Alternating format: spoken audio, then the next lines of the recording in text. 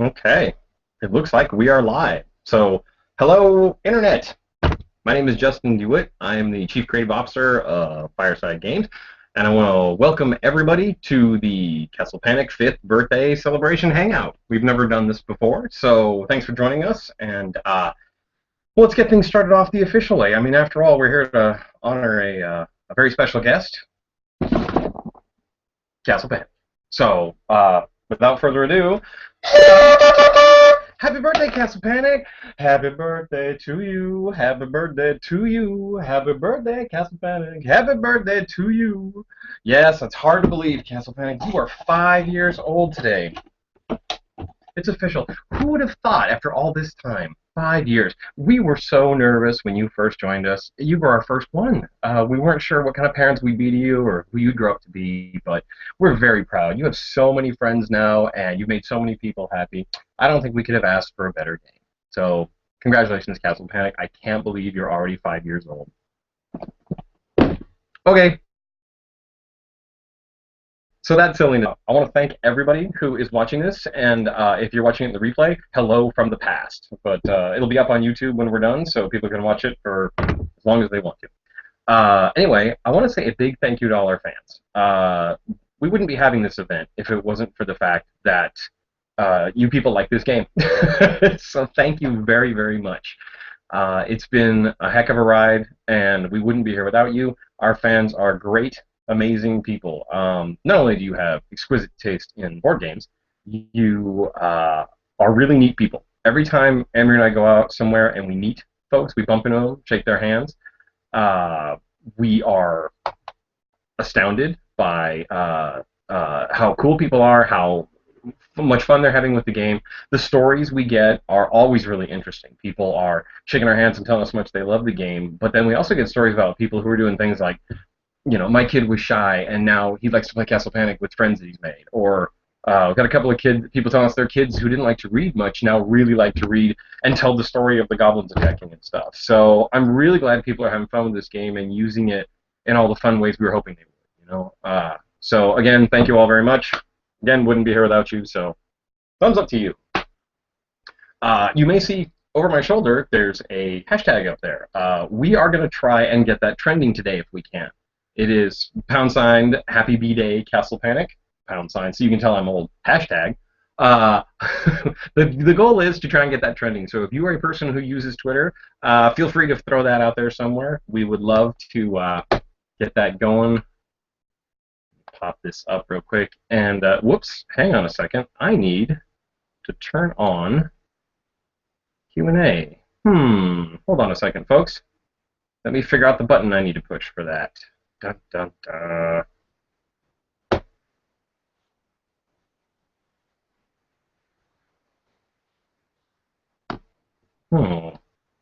I'm not sure why that's not working right now.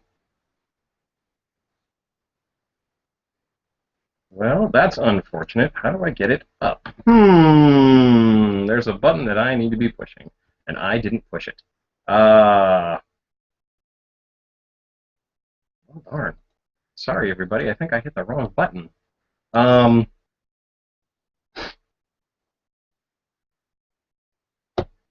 Let me see.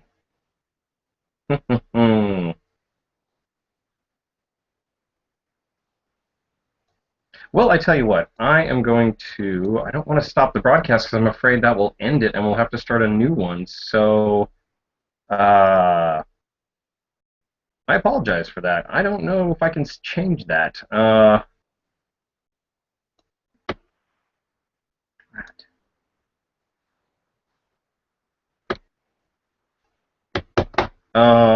Well, darn. Sorry, guys. Hang on one second. I want to check something real quick.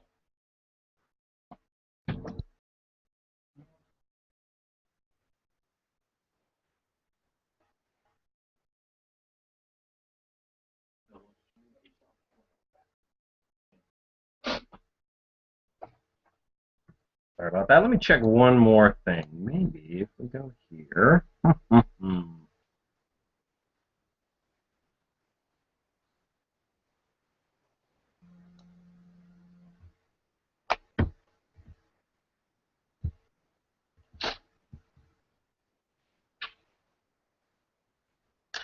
Aha. Okay, so apparently I had to activate it before I started the Hangout. So I apologize. That is not going to work now. Okay. I don't know if I can turn it back on now that I'm started, and if I stop, I'm afraid I will kill it. Hmm.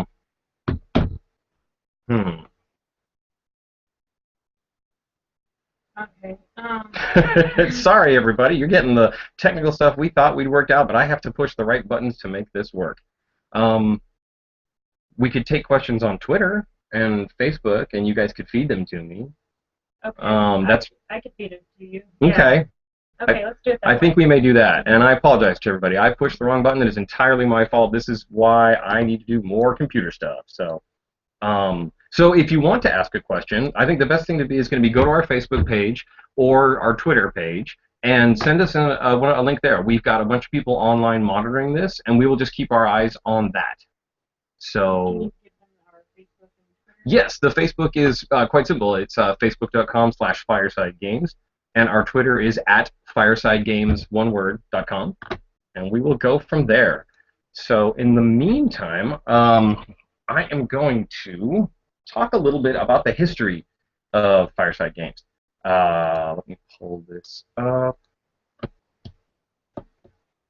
Here we go. Um, So, the history of Fireside Games. Well, not Fireside Games, sorry, history of Castle Panic. The history of Castle Panic goes way back. I got back into designing board games in the early 2000s, like 2001. I was introduced to Settlers of Catan, and that really kind of reopened my eyes to what it could be. I've been designing games since I was a kid before then, but took some time off to, have a career and do other things. I got involved in video games, multimedia, all that kind of stuff. Then I got into board games. So I played Settlers, was kind of blown away, got back introduced, started immediately lighting the fire on making games again myself. That led to a bunch of other games and eventually to Castle Panic. I want to put the date around 2003, I think. I was looking at a bunch of old files, and it looks like late 2003 was when I started working on the game as an idea, because some of the first digital files I made for the board and the cards, those were 2004, early 2004. So I'm tinkering around with this idea, and the core of the idea was pretty simple. People play games usually against each other, and there are moments when you'll end up cooperating. Those moments are pretty awesome, and I wondered if there was a way to focus that, to make that more of the reason why you play. Walking the dog and thinking to myself, I came up with the idea of, hey, wouldn't it be cool if we're all working together for the same goal and the game was fighting back against you? Bounced that around in my head, played with a bunch of different ideas, one of which was going to be the idea of everyone was on a boat. One was the idea of everyone on a spaceship, and then the last one that I came up with was everyone on a castle. At first, I didn't want to do it because the fantasy genre was kind of well populated. That's kind of what a lot of hobby games are. So I toyed with some, kept coming back to the castle version because it just made sense and it worked pretty well with this idea of monsters coming in and trying to attack you. And I had this, woke up one morning and I had kind of a dream where I envisioned a little card with a goblin on it and some information on it, and the idea that the goblin was actually toward a castle. And at the time, I was like, ooh, that'd be neat. What if I could use the cards to make that work? Castle Panic was completely different from what you see now. Uh, it was essentially, I will show you an early version of the board, which is kind of hilarious. Let me share my screen here. So what you're looking at here is the original Castle Panic board. Now, this was so long ago, my notes are very incomplete. Comment for all you game design out there, make good notes when you're in case you ever have to go back. As you can see, there's some big differences. There are 8 arcs. There are buildings in the middle, and they're run a little bit differently. Whoops, there we go. They work a bit different. They were named the stables, the blacksmith, the temple, storage house, cottage, and the barracks. And then there were these circles around the middle. Now the circles were the actual towers. They were numbered. The rings, not even really 100% sure there were rings in the old version. It's been that long since we played. But they seem to be called the forest, the field, there were 3 of them, and then the courtyard. Monsters would start in the forest, work their way in, but the way they worked was completely different. And the reason I say that is this, let me see. this is what the monsters would look like. Here is a 2-point goblin, and it is a 2 points of damage, and the 2 is which tower the goblin would be coming at. So when we go back and look at this map, make sure that's sharing. Yes, okay, that does appear to be sharing. Yay, good. So looking at that map, that is the 8 towers were actually not only where the monsters would come in at, but they were the players. So in the beginning of the game, you would pick a tower to be yours. Say, I want to be tower number 8. Well, when a monster came in, what would happen is when you drew that card, for example, this goblin over here that says Goblin 2, he would be... Whoops, hang on. I don't think that's working. Let me share. I don't think we're sharing the right thing. Here we go. There he is. That's what I want to share. Here's the 2-point goblin. So this goblin is worth 2 points, and he's attacking Tower 2. What that means is when you draw this card, you would put the goblin in one of the arcs to the left or the right of arc number 2. And that is because... Come on, man, you can do it. Sorry, the screen share app is a little wacky in this. I apologize. There we go. Sharing that. So if I'm player 2, I can put that goblin in either the one to the left or the right of my tower. Now, the courtyard in the middle, that inner ring worked kind of like it did now, where the walls would be put between the 2 towers. So if I'm player 2, I want a wall to my left and to my right. The walls were actually little drawings of walls that would show up and be put on the board that way. You would get them as a single card, you would put it on the board, and on your turn, you would play hit cards, which were kind of like our hit cards, except they didn't work nearly as well because they were based on... Let me find one of them.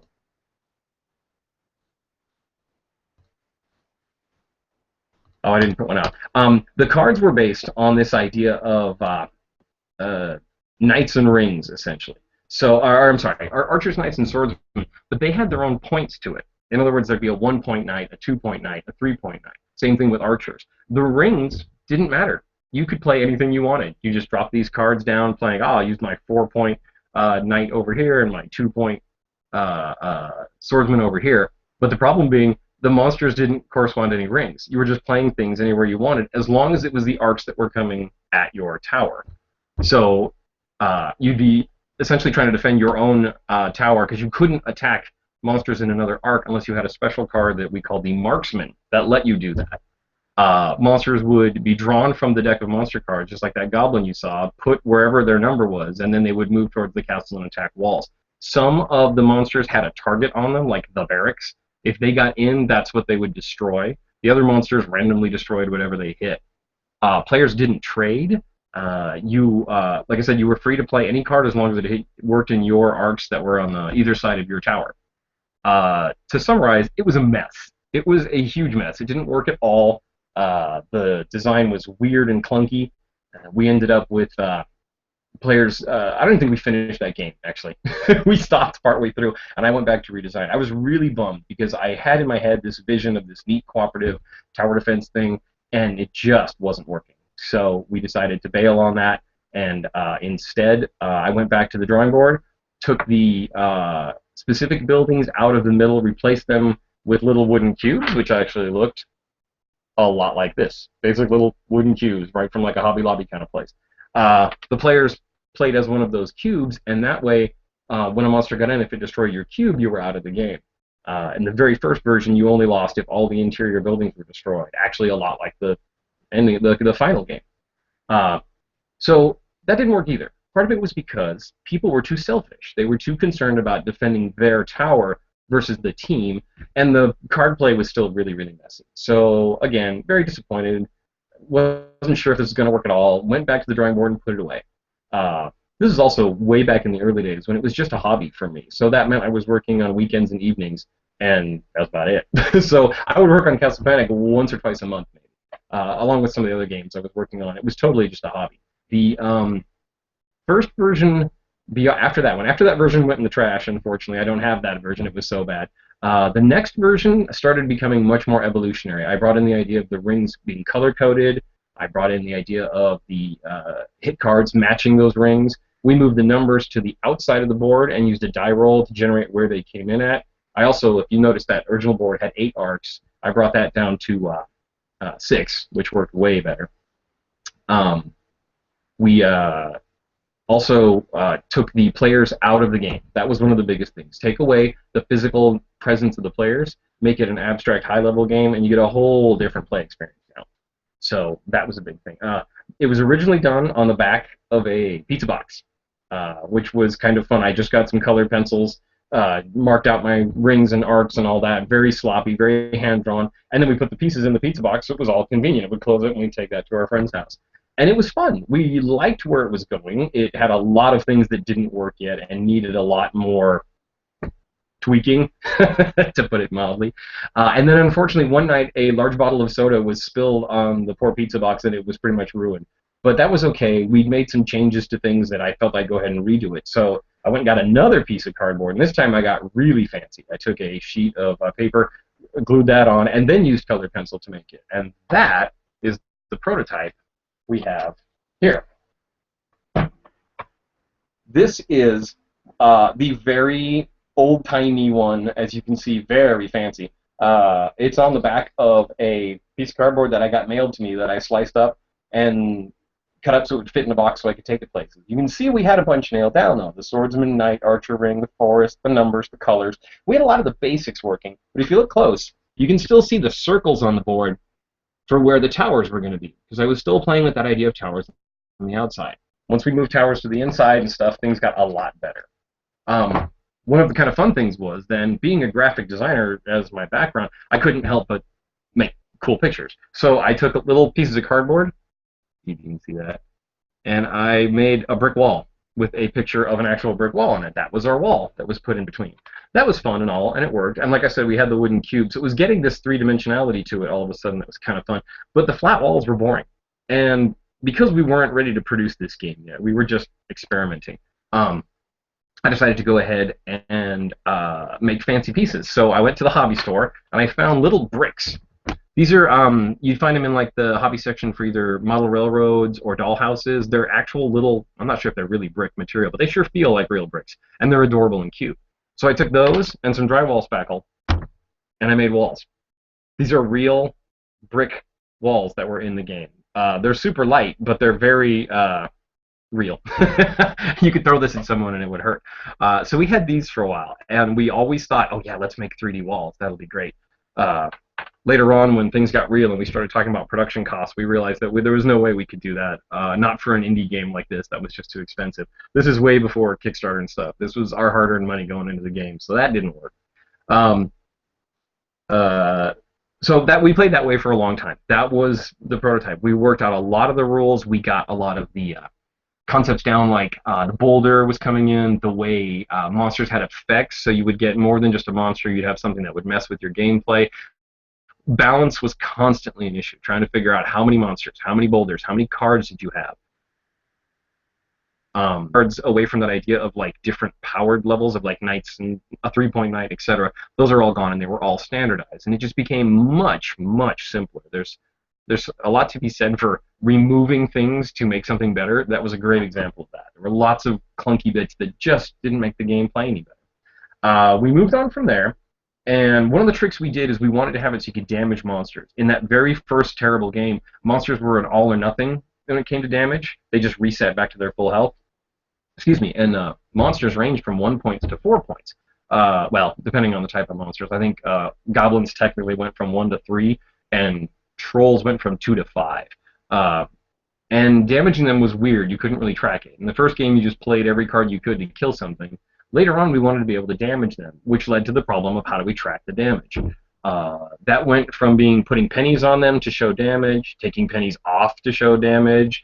At one point, we tried the idea of poker chips, and here's an early version of what that looked like. For example, here is a troll. It's a 3-point troll. And now the numbers on here actually weren't on the original version. He would just say troll. And usually trolls had 3 points, so what we would do is we would take 2 other tokens and stack them on top. So this is what you had to deal with now. As you can imagine, this is good as long as you don't bump the table or make sure you pick this up correctly. And as you damage him, you would take these off from the bottom. His stack would get smaller and smaller.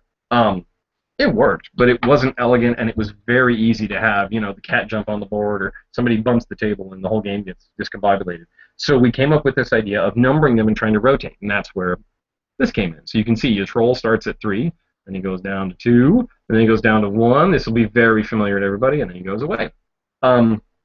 We went pretty far with the token idea, the poker chip idea, because we could get them printed relatively easy. They could do it with stickers or something. It was just sort of generic. I mean, for example, when you pull this out, here would be, for example, a red monster's move. It looks just like all the other monsters and stuff. And, well, obviously there would have been artwork. It just didn't quite have the zing we wanted. And then I want to say it was on the way back from a trip visiting friends out of town that Amory and I were brainstorming. She came up with the idea of what if it was a triangle. Because in the game right now, nothing was bigger than 3. So it made sense that a 3-point shape would work. And sure enough, I got home probably that night and came up with basically our triangle token. And even though it's not exactly how it looks in the game, it's pretty much the exact same idea. Rotate them down and get rid of them. Here's an early version of an orc. Here is an early move left, which later on became monsters move clockwise and counterclockwise because left and right got confusing. So that's how that evolved. The board got cleaned up and refined, and now this is going to be hard to fit on the screen. It's on foam core, so now you can see we're getting really fancy here. It's on foam core, and I had to go to Kinko's to get a giant image printed, and we made the early version. So now, let me get the castle pointed straight up for you. There you go. This is a lot more like the real thing. Now, one of the things you'll notice is it's pretty big, because originally I was thinking the game was going to be a 22-inch board instead of 20. I'm not sure why. I just liked big, giant boxes. We realized we didn't need to be that big. We can make the thing smaller. That gives it a smaller footprint, saves us a bunch of money on paper, and it makes it easier for retailers to put on their shelves because it doesn't take up as much room. So, a win-win there. That is one of the final versions. Just for your enjoyment, I will show you the early prototype cards. For example, everybody's favorite, the Barbarian. It's a bunch of words on a card. And this is the thing I would stress a lot to game designers, anybody who wants to make games. Don't kill yourself making beautiful playtest pieces. This works just fine, and it lets me test exactly what I need to test. I did color code the hit card, so there's a green knight, obviously, and you can see actually most of the language on that is final. We were doing a lot of work trying to communicate the exact way cards were used, getting our language down, using some different terminologies. Here, for instance, is one that changed. Multicolor archer, you'll recognize that. It's the any color, because we felt the term multicolor led to some weird confusion. Any color seemed to playtest better. So there you go, one of those minor things that changed. Originally in the game, there were all sorts of interesting things that have not made it in. For example, the catapult. Slay one monster and any blue rings. So it's sort of like a limited barbarian. Yeah, this was too powerful. This meant you never lost the game. So that went out. A lot of that stuff got cleared out fairly early, but a few stayed in late. And don't worry, we are working on the idea of a catapult for the one of the expansions. It may not be quite that powerful, but we got some ideas. Interesting things that changed along the way, too. The game originally came with a freeze token, which, if it looks familiar to anyone who is crafty, that's because it's a blue bead. But we thought it looked cool and frosty. So it was a freeze token instead of a tar. We changed it to tar for a couple of reasons. The biggest one being freeze implied a magic spell. Like you would cast a freeze monster spell or something. And we didn't want magic in the game. The game is all just swords and knights and archers and stuff. And the reason we did that is we had other ideas like that, and we knew we wanted to have an expansion. So freeze became tar, which is much more hands-on, so to speak, giving us the idea to then play with other magical ideas in the first expansion, which became the Wizard's Tower. So it wasn't that we threw out the idea, we just changed the name for thematic reasons. Other things that got changed thematically, just because when you're in the middle of this, there are moments when things just feel weird. Drive Him Back, the card that shoves a monster all the way back in the forest, as originally called Push, which I guess is just as good. And everybody's favorite, Scavenge, that was originally Resurrection. Resurrection felt too powerful and also mystical, again, kind of a back from the dead element there, which that applies to a discard pile, but it felt like it should be doing more than just bringing a card back. So Scavenge feels more like you're digging through a pile of old swords looking for a shiny one, and that's really what it was meant to be there. Yeah, this is a really close to final version. Some of the other ones had all sorts of crazy things. But like I said, that original version with the 8 towers on the outside of the what was basically the castle ring, uh, that was a mess. It's also proof that your first idea is not always your best. So if you have something like that going on and you're working on a design, don't give up. Just be okay with changing things. Where you'll get to in the end is going to be way better than where you started at. So there's that. Let me see if anything has happened that I need to respond to. Wrong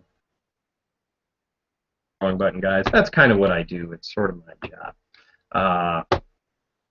Anyway, we have a couple of questions that came in earlier from some people that I will jump up here real quick. Oh, I should mention that officially it's kind of interesting. While we're doing the birthday party today, because it's Saturday, and Saturdays are always a good day for a party, Castle Panic's official street date is actually September 16th, which I think is the next Tuesday. That was its official date that it got launched back in 2009. So we're a little early, but just like, with a kid's birthday party, you got to have it on a day that works. So here we are. And if you are interested at all, please check out your local game store. There's a very good chance they're going to be doing something for the Castle Panic Party, and we have all sorts of special swag and stuff that we put out there. So if your store is doing an official event, there's some neat things you should go and check out. And of course, if you're here in Austin, you're definitely going to want to go to Emerald Tavern with us. We'll be there probably around, the event starts at 6, and we're going to have all sorts of neat things. So yeah, you should definitely check out your local game store, and if not, just play it with your friends. It's a good day to honor a good game. We feel, we're a little biased, but what are you gonna do? So let's see. We'll put this part down.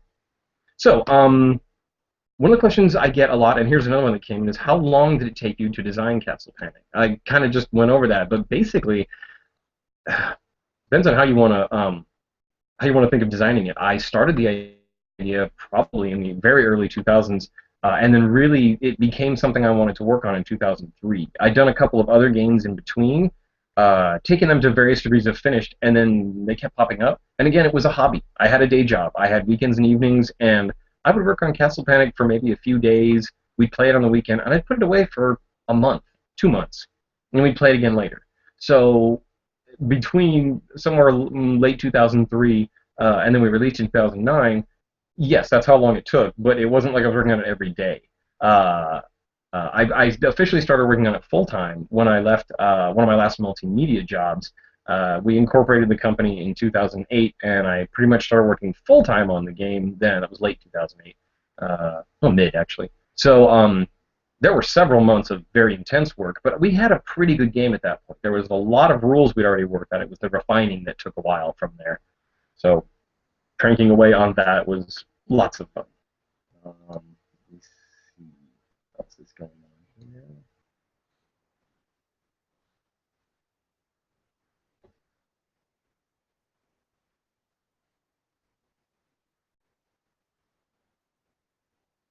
Oh, I see there's some chatter going on the Hangout page. Very good. Nice, nice, nice. Thank you for all the birthday wishes, everybody. We are very excited. I just want to let you know, just in terms of process. I'm watching Facebook, and Chris and Maureen are watching Twitter. Awesome. They're going to text me questions. Oh, okay. Come in, and I'll come in periodically and let you know what. Very cool. That way, you don't have to worry about checking Facebook and Twitter yourself. All right, everyone. Did you hear that, folks? We have the lovely moderator, Anne-Marie DeWitt, going to help me out here. Yay! Thanks, man. Man, thanks, baby. Would you like that? Is that better? See, you get a peek behind the curtain on how Fireside Games runs. Oh, another thing, I wanted to let everybody know, if you have not done it already, you should check out our website and the Fireside Games page. We have a lot of other stuff you can get. If you've played Castle Panic and maybe the Wizard's Tower, did you know that we have alternate rules you can download? Back when we were coming up with the game, we had a bunch of ideas that came up that we felt, while they were neat, they deviated a bit from what we were going for. There are some alternate rules in the back of the rule book, a couple of different ways to play. Man's Home is His Castle is one version where you actually play as a, everyone picks a tower, which is kind of a throwback to that original version of the game. In this one, though, if your tower is destroyed and there's one that isn't claimed, you can sort of hop to that tower and defend that one. You still play the game in the high-level view of being able to hit anything. You're not locked into just one arc. But that's a fun version that adds some interesting tension where you might be destroyed if your tower gets destroyed. There's a few extra, like I said, like that in the back of the rulebook, but we had even more. And rather than make the rulebook longer, we decided to do it as a downloadable PDF. So if you go to our website, firesidegames.com, go to the Castle Panic page, there's a download section. You can get all sorts of neat stuff, and that is one of them. There are some very fun things in the alternate rules that I really like to play with. There's a fun one about when the last monsters hit the board, they realize they're losing, so they rush you, and you roll dice to see where they move. So a lot of fun things you can do even with the base game. We also put up there for the birthday party, and this year specifically, some coloring pages. If you have younger kids, we took the hero, the troll, and the goblin and made a coloring book out of it, so that's kind of fun. You can try your own hand at coloring monsters there. And then the cootie catcher, as we call it, the oracle. That's really fun. It's one of those old-timey flip and read things, and it has a bunch of really silly effects that happen. You pick a monster, you pick a color and a number, and then you're going to get something like maybe you have to spend the rest of your turn talking in a troll voice, something fun like that. Again, these are all free to download. Go grab them. They're silly and fun, and we like silly and fun things. So, let me see. Talking about that. Yes. So let's see. What else is going on here? What made you want to be a game designer? I can't turn it off. That's what made me want to. When I was a kid, I would make games based on things that I thought were neat. Whatever's going on out there, or movies I'd seen, TV shows.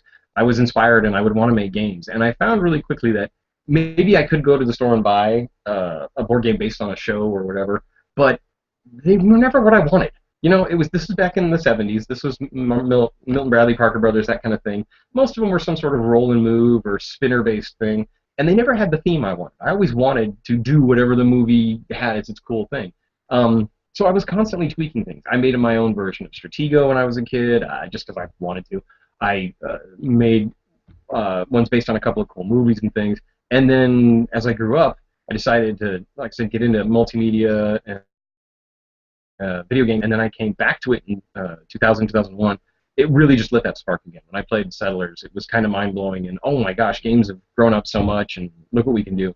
And that lit the fuse. After then, I can't turn it off. I'm always coming up with ideas. Whether they're good or not, I can't always say, but I'm always tinkering with something and trying to see if, hey, this would make a neat game, or I like this. Oh, Emery's back. Yep, I have two questions for you. Two questions, all right. Okay, the first one is Castle Panic's first expansion, the Wizard's Tower, is so different and adds so much. How did you come up with those concepts?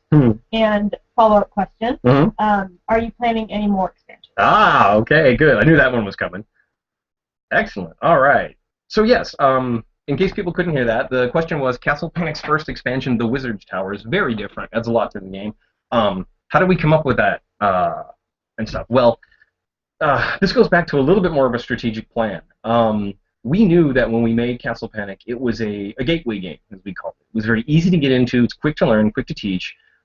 It's challenging to a degree, but it's not impossible to beat. And actually, as you get better, the game gets kind of easier. So we knew that we were going to need to have something else for more experienced players, more serious gamers that wanted something chewier, but we really wanted to lock the base game down as what it is. Family-friendly, approachable, easy to teach, short time play, not a huge learning curve. So there were things that we took out. There were gameplay elements that we removed to keep the game clean and streamlined. I've heard the term elegant used, and I really appreciate that. Thank you. We worked really hard to get that. That was not an accident. And because of that, we ended up with pretty much a short checklist of neat ideas. For example, I knew I wanted to have flying monsters in the game. I wasn't 100% sure how they were going to work, but we knew we wanted that. I really wanted to bring magic into the game, and I had a few ideas for spell-type events. Wasn't 100% sure how that was going to happen, though. I didn't want to just toss them in the regular deck. That felt cheap. I wanted more to it. I knew very early on I have notes for what became the climbing troll, a monster that essentially ignores your walls, and bigger monsters. We wanted to experiment with 4- and 5-point monsters. Those have all been there since the early days. Different kind of boulders, things like that we wanted to experiment with. Those were there for a while. And then by the time the game was out, and we were playing it with people and we tested it, new ideas kept coming up. But we'd already gone to press, so we knew we had all these things. I also had some great feedback from some of our fans early on. If you look in the back of the Wizard Star book, you'll see some credits for people who sent me a list of, hey, I'd love to see this in Castle Panic. Most of them were cool ideas that got me thinking about something else, so it sort of took me to another place. And we would end up a little different from where we started, but something similar. These ideas all generated and stewed for a while, and eventually I came up with the idea of having the magic be controlled and brought in by one specific element, in that case the Wizard's Tower, which would replace an existing one. And when we had enough spell cards, the idea of a separate deck just made more sense. Had to work out real quick how to get those cards, made sense with the discard and draw, you just grab those cards. So there was an element of all the neat things we wanted to do that broke that rule of sort of the sword and armor version of the original game, the kind of non-magic version. We played with those, and they became fodder for the Wizard's Tower. The new monsters, like I said, a lot of those were pulled out of the original game. We just didn't want that much stuff in there, because there's a level of complexity it adds. There's a little more bookkeeping. You have to kind of know what's on the board more. And that depth we knew a lot of players would like, but it's a bit intimidating if you've never played it. And again, with Castle Panic being more of an entry game, we didn't want to scare people off of the hobby. We wanted to make sure they had a great time right up front, and we're able to run from there. So that's essentially, that's the quick and dirty version. There was lots of testing. There were lots of monsters that didn't make it into the Wizard's Tower, which leads to the next question of, are we planning more expansions? To which I can say, oh, definitely yes. The first thing that's coming is actually in development already. It is called the Dark Titan, and it is going to be out next year, spring of next year. We are actually about to go to press with that right now. It is compatible with both the base game and with the Wizard's Tower. So that means you can play it just with Castle Panic as its own expansion, or you can put all three together and have a very interesting experience. It is winnable. You can beat it. I'm going to let you know right now. But there's a lot going on in it that's a little bit terrifying. Let me pull up my screen shares, and I will show you a couple of things about it. The idea behind the Dark Titan is one that I've had for a long time. I wanted to bring in a villain, a big villain. We have the from Wizard's Tower, and they're big and scary, but I was really hoping for more of a character, essentially. A one central point bad guy that comes in that's really big, and the game kind of orients around him. Been messing with that for quite a while, and we have a lot of ideas for expansion. I'll let you know that we've probably got a good 4 in our pocket we're working on right now. This is the one that came to fruition the quickest, and it's got some of the neat things that I was excited to get on the board because it teases some of the other ideas we want to do in the future. So, I'll just get started with this little bit here because I think this will be fun. For those of you who have not seen it, this is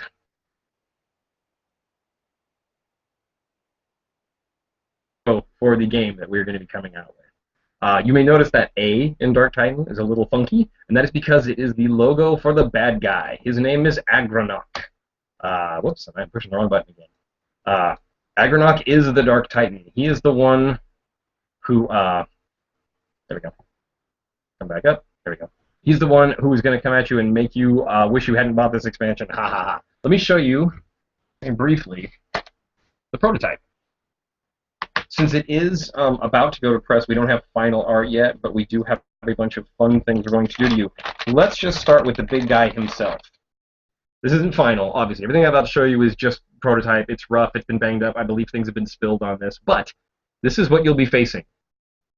Agronok is an 8-point monster. Then you may be wondering, Justin, I only see 8, 7, 6, 5. Well, that's because you got to flip him over to get to his bottom pieces. So this is what's coming for you. You'll also notice he doesn't go below 2. He doesn't have a 1. That means you have to hit him twice the same turn to kill him, and that means that the rule about a monster taking damage from destroying a castle structure does not apply to this guy. Well, he takes no damage from castle structures. Now, he takes no damage even if he's at full health. That's how bad he is. But at the bottom, he still won't care. So yes, Agronok can destroy your entire castle in one fell swoop. How does he get into the game, you ask? Well, we've done another nifty trick here. In the game are going to be little 2-point monsters called heralds. Heralds are going to show up when they're drawn, and the first thing you do is you don't put them on the board. Agronach comes with cards. Again, this is all prototype art. It's all going to look much nicer when it's done. But this is Agronach's card. It has 3 slots on it, you can see here, where heralds go. So when you draw the first herald, it does not go on the board. It goes on the first herald spot, which means it's unlocking him. Think of these as keys in a lock. There are 3 heralds. When all 3 heralds have been placed on this card, Agronach will enter the game. Each herald also has its own terrible ability. They do all sorts of terrible things like make you discard cards, or when the last one shows up, you have to roll a giant boulder. Then, on top of that, you flip your card over, and you get Agronach. He's going to come in 5 different flavors, essentially. This one has a single skull on it. I'm not sure if we'll use the skull or not, but he's going to have a symbol that lets you know what level he is. At the beginning of the game, you will pick one of the 5 versions of Agronach. You can either choose the one you want, or just draw one randomly and just face that one. When you flip him over, you'll see his name, a few basic rules that apply, and then some special rules, because each version of Agronach is going to have different abilities. Most of them are going to be based similar to our mega bosses, like the dragon, where after you move, you roll the die, and you will see some kind of result based on your die roll. They're all terrible. You're going to hate them all, and they're awesome. It's really brings a new sense of threat to the game, because now you have a single monster coming at you that is really terrifying. However, he does not come alone. He's bringing a whole bunch of friends. He is bringing elite monsters. In this case, here's an elite goblin. There are elite orcs and elite trolls. There's a little symbol on the bottom there. It may be hard to see on this monitor, but it essentially is a die, and it says 1 to 2 equals no. That means when you play a card to strike an elite monster, you play the card, then you have to roll the die. If you roll a 1 or 2, your shot has missed, and you discard the card, and the monster takes no damage at all. So these monsters have a chance of missing. Now, if you play a Wizard Tower card against them, magic always works against them. So does the Barbarian, so you don't have to roll for those guys. It's only when you're playing hit cards like Archers, Knights, Swordsmen, and Hero, those have to be rolled for. So be careful. There may be terrible things out there that happen to you. You will also see the Boom Troll, one of my favorites. He is a troll with a giant bomb strapped to his back. When he hits your towers, he explodes. When he dies, he explodes, causing damage to everything around him. If he hits your wall, he takes out the wall and the tower behind it. The good news is he will do a point of damage to anything in the same space. So there's a little bit of that. Just to show you another thing, Agronach has brought his friend the Dark Sorceress. She's a 4-point monster, and that red ring around the edge is something new we're trying. May not be red in the final version, but the idea here is she has a lasting effect. That lasting effect is that when she shows up, everyone has to discard down. Well, not discard down. Everyone's hand limit is reduced by 1. So what was a 5-card hand is now a 4-card hand. So that's some good fun stuff. So I know you're all saying, gee, Justin, that sounds great, but how on earth are we going to win this game? Well, do not fear. We have given you awesome new things. For example, you're going to get some new cards. Here's Barrage. Barrage is a card that lets you play, well, you declare either a color or a type of card. So, for example, I could say Knights, and everyone in the game can play all their Knight cards. Or I could say Red. Everyone can play all their red cards. That could be a lot of damage in one turn. This is one of those cards that when you use it, it's amazing, and when you can't use it, maybe you need to discard it. It's up to you guys. Also, we're going to give you Boiling Oil, which lets you damage monsters in your Swordsman Ring, and then we're going to give you the Cavalier. Cavalier is the newest, most awesome thing in the game. This is obviously placeholder. This is called, I didn't want to make the playtest too fancy, so I stuck a piece of cardboard in the stand. The Cavalier works sort of like a guided missile. When you play the card, you will put the Cavalier in the Swordsman Ring, and you will move him around at the end of your turn after you've played your cards, but before the monsters move. So he has a chance to get in the way of things. When he's in the same space as the monster, you can choose to have him fight that monster. And the way it works is he has 2 points of health. He will sort of trade his 2 points of health with that monster. So say he's fighting an orc that has 2 points, you get 2 points for the Cavalier, 2 points for the orc. They do their health as damage, they cancel each other out, and they're both dead. But if the Cavalier at 2 points was fighting a 1-point goblin, he will kill the goblin is dead. Technically, he will now have taken 1 point of damage, but the Cavalier can only either be alive or dead. So he snaps back to his 2 points of health and stays in the game. Doesn't sound like much right now, unless you realize how awesome that is to have a guy who basically goes around the board not dying when he fights weak guys. I have more questions. More questions? Okay, I will come back and I'll show you guys a little art for that, but it sounds like we have some more questions. So, yes, okay. Anne-Marie? All right. So one quick one. Will you guys be at Essen this year? Not this year. Essen is tricky for us for several reasons. We're an indie publisher, and it's very expensive to get out there, Essen. So there's an element of the unknown that we are trying to figure out how to manage in terms of what sort of presence do we need to have, things like that. We are really looking into going to Essen next year. We're going to have a game that we think is going to be a very good fit at Essen. But this year, it's just not possible for several reasons, not the least of which is budget and time, because we're trying really hard to make more games for you guys. So we're putting it on our schedule, though. It's going to be on our calendar, and fingers crossed we will see you in Germany next year. Another question.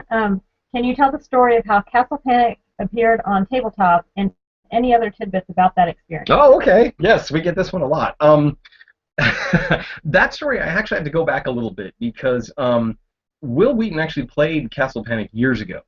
He played it at a convention called RinCon in Arizona. I want to say Phoenix, but it might not be. It's Arizona. He played it there and loved it. There's a short video that someone had posted that was essentially going around asking what was the one cool thing you played at RinCon. They asked all the attendees, and people were talking about new releases, some new Euro games or whatever. And the very end, they got Will, literally, it looks like he's out the door to go catch his plane and say, hey, Will, what was the one cool thing you played at RinCon? And he said, guys, trust me, there's a game called Castle Panic you have to play. It's amazing, go get it now. And we were floored. We had no idea. We knew he was a gamer, but how's he going to see our little indie game, even though it had sold really well? Turns out, yeah, he'd seen it. And part of that's because our friend Andrew Hackard over at C. Jackson Games knows Will, and apparently had taken it to play. Will had gotten in on a game. They kind of fell in love with it. So thanks to Andrew, Will saw it and loved it on his own. This was years before tabletop. This was, I don't even remember what year that was. It was the year it came out. Yeah, like 2009 or 2010. I can't remember exactly. And we thought that was awesome. That was so cool. If you look in our old blog post, you can actually find the one where we kind of lose our minds over Will saying our game is cool. That went away. We were very, very happy with it, but it was a nice endorsement on a casual way. And then years later, we got a phone call from our fulfillment company that was working with Geek and Sundry to start this whole crazy new idea. And this was literally just brand new. People were saying, hey, Will Wheaton has this YouTube show he wants to do. He's going to play board games with people he knows and stuff. Can we play Castle Panic on it? And we said, sure, you bet. Rock yourself out. No one had heard anything about this yet. No episodes had aired. It was still pre-first season. We sent them a case or two of games so everyone could have a chance to play before the game, and went about our merry way of making games and doing our marketing. And then we got a phone call from our same fulfillment people because the Small World episode had aired, and they were cleaned out of stock instantly. And people realized there was something going on here. This was big. We contacted our printer and said, we might need more Castle Panic. We're going to be on in, was it March? I can't remember. March or May? June. June. We were going to be on in June. And this was early in the year, and we're like, we need to get more Castle Panic. Sure enough, yeah, the show showed 6 on tabletop. It was awesome. It was fantastic. And sales went through the roof. It was a great support for the game. Our second print run got in, the first print run we had in the warehouse at the time completely sold out. So Castle Panic was out of stock almost immediately. We did another print run. It came in a few months later and was immediately sold out again. So we spent the good of that year with the game. And since then, it's been amazing. When we were on our road trip last year, we bumped into a lot of people that not only said, oh, I saw Castle Panic on tabletop, I want to try it, but also people who were just saying, I didn't even know board games are out there. I didn't know you could do this with board games, and now I own everything that's been on tabletop. So it's been huge for the industry. It's fantastic. Will's a great guy. I got to hug him. He also signed my copy of Castle Panic because he's that awesome of a guy. And they've got their new season cooking. It's going to be amazing to see what they do. But it was a great experience, even though it kind of took us by surprise in terms of, sure, you can, have your own project, and now it's this giant thing. So, yay. I actually have a question related to the tour. Okay. I missed your tour last year. Are you planning to tour again? If so, where? Oh, okay. Well, I don't know how we missed you. We were everywhere in the world. But those of you who don't know, we spent 10 months on the road last year touring all over the U.S., hitting game stores and conventions and things. As a way to just help promote the company and our games. It was the first time we'd been on salary, so we decided let's make sure we earn our pay. Man, did we earn our pay. But it was a blast. We met so many neat people. We got to see so many cool game stores. We are planning another tour. Next year, we're looking at going to Salt Lake area and Denver-ish, a few places around Denver maybe. It's a little fuzzy right now. We haven't locked down a lot of details, but that's what we're thinking. And the reason is we have not hit those areas yet. And everywhere we go, we hear that those cities are great for gaming. There's a lot of gamers, there's a lot of meetup groups, things like that.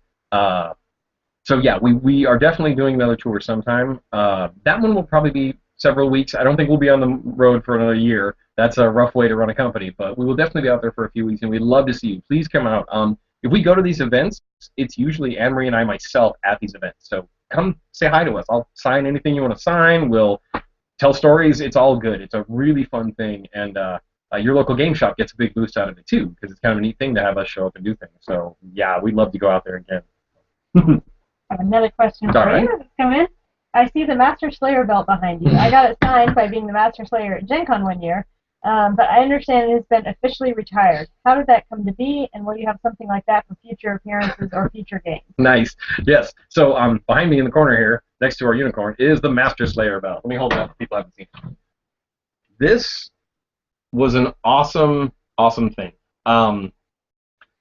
Chris and Maureen McCardle, our dear friends who are also now part of the company, back before they joined us, they were just super fans of ours and super friends of ours. And as sort of is it a birthday gift? I forget the details now. I think Chris actually put that together for Gen Con. Oh, yes. With the intention of... It was for Gen Con. She told us she was working on a Master Slayer belt, and we laughed and thought, wouldn't it be funny if it was like a wrestling belt? So she made this and gave it to us. And we immediately were like, yes, let's have people sign this when they win. When you become the Master Slayer with the most points, you get to sign it. And it's a little hard to see, but it is absolutely covered in signatures. Literally, even on the inside. We have run out of room. We have decided to retire it because it's getting ridiculous on signing on the inside. We want people to sign the outside and all that stuff. And people are overwriting each other's names. So in the interest of fairness and because it's had an awesome run, the Master Slayer belt has officially been retired. But we love the idea. What I'd like to do is probably make another one and take that around. Again, this is one of those things that if that's not something you can get anywhere unless it's where we are. We will bring it to conventions and appearances and stuff. We want this to be one of those things that come on out and hang out with us. This is fun. Let's play some games. So there's the Master Slayer belt, and it is quite awesome. I want to get it mounted officially because it's just too awesome. Another question. How do I get in on playtesting? This is a famous one we get a lot, too. Well, if you want to playtest with us, which I'm assuming that's the question, it helps to live in Austin because it's so easy for us to run out to one of our local game stores, jump in on an already existing game group, or I can coordinate with a lot of people that I can arrange their schedules very nicely, like, hey, let's meet up at the pizza place and play. Send us an email through our webpage, firesidegames.com. I believe it's /contact. That makes sure it goes through all the spam filters so we know you're a human. And then we will see what we can do, because one of the things we're trying to do is external playtesting, which I mean is outside of Austin.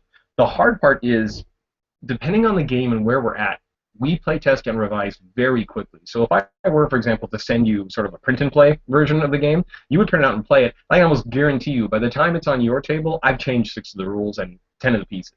It's one thing to simply have a rules update that all you have to do is scribble out some notes and make a new one, but if I've changed a component in a major way, it needs to be adjusted. And while some people are happy to do that and have the capability, others don't, and there becomes an issue of, are you sure you're playing the most recent version? Because, again, this changes fast. We adapt on the fly with playtesting. Not to every comment, but if we see a pattern of comments where this one piece isn't fun, this card doesn't make sense, I don't understand the language, we'll change it. So that happens fast. That's been the biggest obstacle for us right now, is simply just keeping people in the loop. I have a hard enough time keeping the prototype, the playtest version, up to speed. So we're going to try and get better about that. I would like to have longer cycles where we can get that kind of feedback and have people give us their input. So again, if you're interested and you're willing to kind of keep up with that level of maintenance, give us a shot. We might be able to use you. Honestly, the more people you can get in your group, the better too. I appreciate 1- and 2-player tests, but we need sometimes the 6-player games tested or the 4-player games. And new players is usually better for us than a repeat of the same 4 players, although it's nice to go back and get their input if they're experienced and they appreciate the changes. A lot of times we need new players who can hit that wall and say, boy, this rule is really confusing, or I don't understand how this works. Whereas if you've played it before, you'll work your way around that because you know what we were trying to do, which isn't the same way it would be for someone opening the game the first time. So there's my long answer on that. I do have some other questions, but speaking of playtesting and game development, maybe a good time to go back and show pictures. Oh, yes. Of Dark Titan. Dark Titan. Okay, so I want to give you guys a little treat here. We have some of the line art. The art is not finished. Currently, Eric Kemper is working on coloring it. He's the guy who did a bunch of coloring for the Wizard's Tower for us. So he's got this in his capable hands, but we're not at a point where it's quite stage ready yet. So I'm going to show you some line art. A bit of trivia. My background being graphic design and illustration, I actually did the art for the first Castlevania game. I also did the art for Bears, and I did most of the line art and a lot of the coloring for Wizard's Tower, but my time is better spent designing games than drawing them, so I've done the line art for this game, and now I've got help coloring it. So, without further ado, let me push the button and reveal to you Agronach. This is the guy you will be facing. He is a beast in every sense of the word. Like you saw, he's got all those hit points and everything. And I don't know if you can see my mouse or not, but there's his logo, the little crossed horns with the A thing. You'll see that on a lot of other characters. So he's the big guy who's coming out. Let me go back here and pull up a different one because we have a lot of characters in the game that we've talked about. That's super awesome he is. Whoops, hang on. Gotta push the right button or it doesn't work. The Cavalier is kind of a classic guy. Mounted on horseback, he rides into battle and all that. Now, this is the art for the card you would play. The actual token is going to have slightly different art. It will actually be him in mid-stride on his horse. Let me see if I can pull that up, because yes, here we go. Sorry, screen share. It's really fussy when you have to push this button. Here we go. That's what he'll look like as the token. Now, this will be pretty small. This will be about the size of one of the regular monster tokens. It will be vertical. It'll be in a plastic stand, so this will be a little more like a wall or something like that. And oh yeah, here's one of my favorites. This, come on. I just want to let you know we just got a message in. Eric says he is working on art right now while listening to the Hangout. Excellent. Eric is multitasking and drawing like mad. Good job. Keep it up, mister. Everybody say hi to Eric and tell him to keep working. This is the Dark Sorceress. I'm excited. I just like her a lot. Pointy horns and scary face and casting horrible spells because trust me, when she shows up in the game, you are not going to like her, even though I think she's kind of fantastic. I will also give, I think I got one more here to show. Oh yeah, gotta show this guy. Okay, so those elites that I mentioned, these are the guys that you have to roll the dice in order to hit. They are big and mean, and because of that, I wanted their art to reflect the fact that they were bigger, meaner, and more capable. So this is what you get. This is an elite troll. He's got a big axe. He's got Agronach's logo on him too, and he is ready to come and smash your tower. He's particularly scary. 3 points that you might miss on is kind of nightmare-inducing. So have fun with that. You guys are gonna have a good time. Yeah, I'm not even being sarcastic. You really will have a good time with it. I know it sounds scary, but trust me, when it's all together, the game works really, really well. Oh, and here's one I need to show too. This is neat because this is the mechanic that gets Agronach into the game. Oh, come on, buttons. This is our Herald. She is also a kind of a horned creature like Agronach. She comes waving his standard, and she comes in as a 2-point monster. So these are the Heralds are the ones that show up, and the first thing they do is they unlock Agronach by going onto the card. Now, there are 5 Heralds in the game, which means that the first 3 will unlock Agronach, but after that, you will face them as their own 2-point monsters, and they have the benefit of triggering Agronach's ability when they show up. So you're not going to like them either. Just so you know, that is what's out there. Now, I don't want to spoil all of it. I'm not going to give you all the art, but those are some of my favorite pieces, and we're excited to get it out there. I'm really looking forward to this one. I think people are going to have a good time. Interesting note, it's probably going to slot in terms of complexity between Wizard's Tower and the base game. What I mean by that is there's a lot of, again, that kind of bookkeeping that you need to do in Wizard's Tower. You know, which ring is this monster vulnerable in? Oh, is this on fire? How does this monster move? There's still some of that in this, but there's fewer components, and it's a little more streamlined in this one. Doesn't mean it's much easier. You're still going to have a hard fight, but I don't think it's quite as hard, and it's also, like I said, it's easier to include, I think, than the Wizard's Tower, which is a pretty big change. More? I have another comment and question here. During a recent game of Castle Panic, a friend of mine had a streak of 13 hits after playing Berserk. Nice. One of my favorite cards. Do you know of any higher records associated with that card? Ooh. Off the top of my head, I remember we had an 11-hit combo in a game recently. I'm not sure we've seen more than 13, have we? No. That's the highest I've ever heard That of. may be the highest I've ever seen. Congratulations to you, my friend. There's my thumb. There we go. That may be one of the best Berserks ever. For those of you who aren't familiar, the Berserk card in Wizard's Tower is one of my favorites. It's very sneaky and subtle. It doesn't look that great at first. When you play Berserk, you essentially go Berserk. What that means is every time you play a hit card, like a swordsman, a knight, or an archer kind of thing, when you get to hit a monster, you draw another castle card from the deck and can keep playing. So, say I need 3 green archers and I have 1, I play that green archer, I draw a new card. If I drew another green archer, I can keep playing that. There we go. Yes, this is what Berserk looks like. Berserk is fantastic. Like I said, it triggers this chain. Sometimes it only gets you 1 or 2 hits, but if it's the hits in the right monster you need, it can be fantastic. And, as our friend there just said, 13 cards, yeah. That'll help. Berserk's one of my favorite when it works because people just light up. I love seeing it, and that was one that we wanted to put in the original game too. We had this idea for sort of an enhancement that would let you keep playing. It took a while to sort of how we wanted to limit it, because if you play the Barbarian, that doesn't count. That's not a hit card. You don't get to draw for that. You only get to draw when you play Archers, Knights, Swordsmen, and Heroes. So it is a little bit limited, but pretty awesome. Emery's phone is buzzing. I know there's more questions coming in. Yes, yes.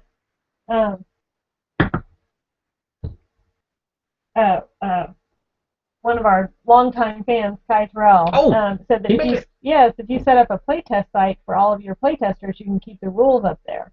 So yeah, and Chris has some other ideas about how, other ways in the future we might be able to help create some of the playtesting remotely. So. If we can do some kind of a secure cloud thing, that'd be kind of cool. A part of it is, we want to make sure our people know what we want out of the playtest. They know how to take the notes we need and stuff. And then again, just controlling and keeping it up to date. We're definitely going to tinker on that, though. We know there's a ton of people that would love to get in it. And more testing is always good. We just got to get the nuts and bolts working to where we feel we can control it, and also not get overwhelmed with the data coming back in. That cycle is pretty tight. So if somebody plays a game a week after I send it to them and then sends feedback 3 days later, I'm 2 versions down the road. So we'll work on it. We'll definitely figure it out. So another question, where will you be appearing the rest of this year? Oh my goodness. Okay, this year. Well, this afternoon we'll be at the Emerald Tavern playing all sorts of games and showing things to people. Then let's see, our next event after that is... Next Saturday. Next Saturday, Dragon's Lair. Yes, another local store, which if you get a chance to come to Austin, we got a lot of game stores here. We'll be at Dragon's Lair doing a sort of hangout there. Not a Google Hangout, just playing games and demoing things. Then after that, I think it's the Comic-Con, right? Alamo City Comic-Con. We're going to be down there, which is in San Antonio. That's we're going to focus a little bit more on Dead Panic for that, because that there's going to be some stars from The Walking Dead, and they're doing a big zombie theme for that show. So we feel that's a really good chance for us to get that game in front of people and really show the differences. Let people understand that it's not just Castle Panic and zombies. There's more going on there. After that, is BGG the next one? No, the next one after that is on the 25th, we'll be at Scarecrow Festival. Oh, that's right. Up in Kaufman, Texas. Emery's going to be at Scarecrow Festival, which is kind of a local craft and fair and hobby thing up there. And we're going to try and show our games to a bunch of new people. That's one of the things we really love, is we're very evangelical about our games, and we feel like Bears and Castle Panic can be played by almost anybody. So we're going to be there showing our games off, talking to people. Probably some of these people are not going to play things other than Monopoly, which for us is always kind of a treat to be able to get new games in front of them. That's October. We're going to have a big Halloween party at my house, but that's private only. Sorry, everybody. Then we're going to do November, which I know we're going to BGG Con, Board Game Geek Con. That's late. That's the week before Thanksgiving. We'll definitely be there. Yes, I'm bringing up our calendar notes really fast to see what else. Okay, I've got them up. So, yes, it looks like... Oh, you know what? We missed the Munchkin Panic launch party. Oh, yeah, that game. So, yeah, that's October 11th is when we're going to do. The official street date for Munchkin Panic is October 8th, but since that's like a Wednesday or whatever, we're not really going to have a party then. Instead, October 11th at Wonko's Toys and Games, we are going to have the Munchkin Panic launch party, which will be pretty awesome. We'll have, again, some cool swag. We'll be there teaching everyone how to play the game. There'll be cake, an awesome Munchkin-themed cake. and we'll see. I'm going to see if we can get. I'm going to ask Steve Jackson if he's willing to show up for that kind of thing. He's a very busy guy, and he's technically on vacation right now, but he might come in and say hello, which would be kind of an awesome treat. So that's a big thing we'll be doing there. And then, of course, handling the launch of that game. So keep your eyes peeled for that. Have we given Jared Prejean a shout out for this? Oh, okay, we're going to do it anyway. Jared Prejean is a friend. Emery used to work with him, and it turns out, while he's a very good editor, he's an even better cake maker, I say. But he doesn't want to do it professionally. He does it essentially for friends and family and stuff, and he's done it for us ever since, oh my gosh.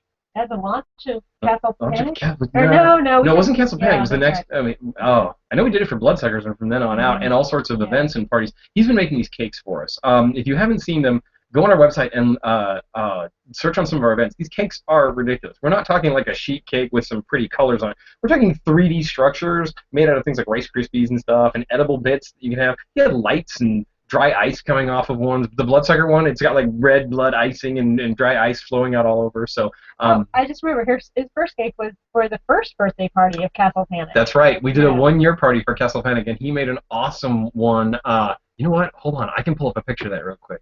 Bear with me as I push buttons again, but I have to show this one because they're all awesome. I could spend all day talking about cakes, but I won't. But I will show you this because, let me see if I can find the photo. 1-year party, here we go. Look at that. Okay, this is the cake Jared made for, whoops, hang on, the 1-year party.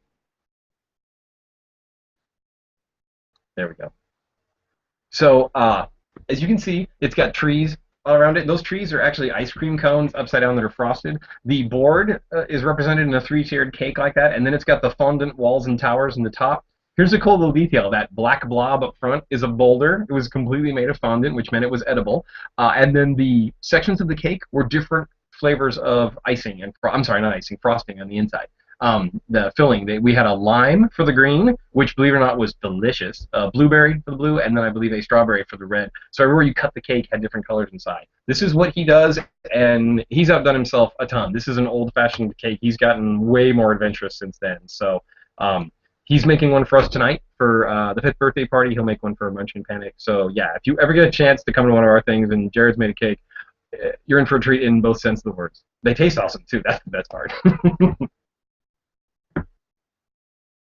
So another question that's come in is, I've heard about the Panic line, but I'm not sure what it is exactly. Can you explain how it works? Sure, you bet. The Panic line is the entire arrangement we have of games that have the word Panic in them. It's a little tricky to nail down what is and isn't Panic, but I'll give you a couple of key things. We tend to use the concentric rings coming together with a central object in the middle that you're usually trying to defend. We also use the triangular tokens like this to track monster damage. That's some of the similarities of it. Other than that, we start messing with mechanics quick. It started with Castle Panic, a cooperative tower defense game based on the idea of everyone working together to defend the towers in the middle from the monsters that come in from the edge. The next one we did after that would be Dead Panic. Dead Panic takes the similar idea of a cabin in the middle, but you are now a character. You're actually a player. You move around the board based on action points. You have weapons you need to collect. You can take damage. You fight differently, and then you can only fight based on the arc you're in. So it uses some of the Castle Panic mechanics and adds a lot of other layers. It's much more of a tactical game, whereas I think Castle Panic's a bit more strategic. You're in the trenches in Dead Panic more. At first glance, it kind of looks a bit like Castle Panic. It does have the rings, and the monsters do come in, but there's a lot more going on. Munchkin Panic is a similar variation. It's where we took the Castle Panic engine with the idea of the colored rings and arcs being matched to cards that you play, but now what you're doing and how you're doing it is different. In Munchkin Panic, you have treasure that you'll get when you kill a monster, which is a whole separate deck you draw from. Treasure cards can amplify your attacks. They can mess with your friends and stuff. There's also new cards that are not in the base game of Castle Panic. There's a whole new curse idea that let you mess with your fellow players. Because at the end of the game, you want the most body points in the sense that every monster is worth a certain amount of health. In this case, this troll would be worth 3 now. Even Castle Panic has this rule in the standard one where if you destroy this monster, he's worth 3 points at the end of the game. You keep him like a trophy. In Munchkin Panic, that's the whole idea. You want these treasure points. You're trying to kill these monsters and get them before your friends do. So you may do things to make sure they don't kill monsters or steal the ones they've killed or things like that. So it's none of them are a repaint. You're not just seeing Castle Panic with zombies or Castle Panic with Munchkin. There's new mechanics that are in play. In fact, Munchkin Panic has the mini expansion, we're calling it. It's a small Ziploc bag of cards that's in the game. You don't have to buy it separate. And when you open that up, one of the things you have to do is you don't have to defend the towers anymore. The game will end when either all the towers are destroyed or all the monsters are, but you still get to count trophy points. And because it's a Munchkin game, there's even more ways to mess with people and take their stuff. So the very different play. It uses a lot of the familiar mechanics and ideas, but the experience itself has a lot of tweaks. Those are the variations that we make. That's where we take the Castle Panic system and mix it up. The other way to think of it is more like almost a column. That's the Castle Panic expansions. Those only work with Castle Panic. They're meant to enhance that game's world. Right now, Wizard's Tower is the first one out. Dark Titan is coming out later. Both of those are added to the existing game of Castle Panic. You use the same board and all the pieces from Castle Panic. You put in new pieces, take out some old ones. So you're enhancing that game, telling a deeper story in that world, and going for that one. So the line kind of goes in two directions. We have the variations that are different ways to play using some of the same mechanics, and then we have the expansions that will expand Castle Panic to make more. More Panic is always good.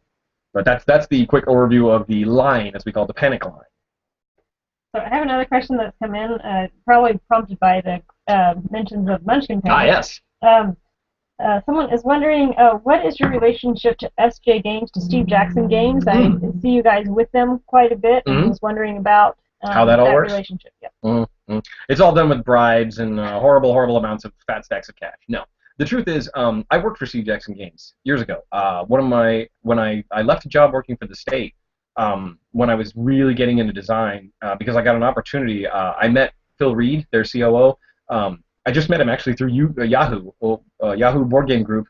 We got to talking, we got along well, and we realized we were both in Austin. We met, we hung out. He mentioned they needed a graphics person. I brought in my portfolio. He said, "Yep, you're a graphics person," and hired me on. And I spent 5 years there doing everything from making game art, box covers, laying out GURPS books, all kinds of stuff. Learned a ton, an absolute ton. Met some great people, and I just got to learn a ton about the industry and the people in it and all that. Made some great friends and all that. Then at the time, I had a bunch of games I've been designing, and I realized Castle Panic wasn't really going to be a fit for their brand. It didn't quite click. This is back in the mid-2000s. Munchkin was definitely big, but it wasn't as big as it is now. And it just didn't seem like a right fit, so I decided, after looking around and looking at other publishers, we wanted to self-publish. We were going to do the crazy thing and risk our own money to start Fireside. So we did that. I got Steve's blessing to leave the company on good terms. I went off and started Castle Panic. Phil keeps joking about wanting to bring me back, but the irony is I did need to go back because we didn't have enough money to cover shipping. We had enough for production and all that stuff, but we needed to get shipping money. So I called them up and said, "Hey, can I come back and work for a little while and make some money?" They said yes. I was back as a production manager, handling all the graphic needs and printing and all that kind of stuff. I was there for about another year. And then finally I was like, okay, I really got to go work on my own company. As Anne-Marie said, Fireside needs at least one full-time employee. So I had to leave Steve Jackson Games, again on very good terms, to go do my own thing. They have been nothing but gracious and supportive. They're great people over there. Steve's a huge fan of Castle Panic. I couldn't have asked for a better mentor in that sense. Phil is a great friend and gives us tons of advice. We're always picking each other's brains for things, and I tell him he should do one thing, he tells me I should do another thing. Alex, their production guy, is a great friend of mine too. We hang out and talk about monsters and movies all the time. So the industry's like that. You get close to people when you know them, and you just kind of always hang out with them. So it's easy to do. And that has helped in certain ways in terms of we knew that they were interested in Castle Panic, and we talked about, as a joke, doing a Munchkin Panic version years ago, but we were brand new. We were too small. We didn't want to do that. We felt like we'd be completely overshadowed by it. Castle Panic wasn't known enough yet, so we waited. And then last year at Gamma, we were having dinner with Phil, and he joked about it again. And all of a sudden, we realized it wasn't that funny anymore. This would make a really good game, and we felt like we had the legs to stand on it as our own publisher. There'll be some confusion in terms of people aren't used to Munchkin products coming out from other publishers yet. We've seen that with Loot Letter and stuff. So that's a hill we'll climb. But at the end of the day, we made a really neat game with their blessing and their input, and we're really excited. So. You know, it pays to be nice to people and know good people and be friends with them. Another question we have coming in, kind of a tricky question. Oh, here we go. We knew would come in. Have you seen the game that Queen Games has on Kickstarter right now? Yes. Okay. So, yeah, I'll go ahead and talk about this. I don't want to spend too long on it, but yes, Queen Games currently has a Kickstarter project that is funded and all that. It's really similar to Castle Panic. Especially at first glance, visually, it has a lot of the same elements. There's a board with concentric rings. There's 6 arcs. There are monsters that come in. It's in a fantasy setting. It has some gameplay differences. It has more of a deck building element, and it's a points-oriented game. There's no you don't lose towers in this game. You just lose points. Whatever. It is very similar, though, not only in its theme, but in a lot of mechanics. It essentially has mechanics from Castle Panic in terms of the board and the arcs ideas, and then it has some Dead Panic mechanics with the idea of where your character is influences what you can attack. And we have cards in Dead Panic that you draw that determine how many monsters come out. We've looked at it, and we have talked to our IP lawyer. And the end result is essentially that this falls into a fuzzy realm of reasonable adaptation. Their artwork is different from ours. They have borrowed heavily from a lot of our ideas. Whether they were influenced or what, I can't say, but it does look a lot like our game. It's not our game. We have nothing to do with Queen Games. This is not authorized or anything by us. It is not an expansion. It is not any part of our company in any way. We're disappointed they decided to go with something that looks so much like ours. It's already causing some brand confusion, but as far as legal issues go, we've looked into it, and it's not going to be worth effort, time, and money that it would take to do anything about it. We don't really think there's much to be gained there. So we're just hoping people will, notice that the games aren't made by the same people. They are different, and we're hoping that Queen Games, if they do a reprint, will change a few things. We don't know what they can do, but we're just going to ask them maybe if they could do something like that to make it different, which is better for both companies, so there isn't that confusion. So at the end of the day, that's all I'm really going to say. I'll be quiet and polite at this point. I'm sorry to follow it up with, we have another tricky kind of IP question.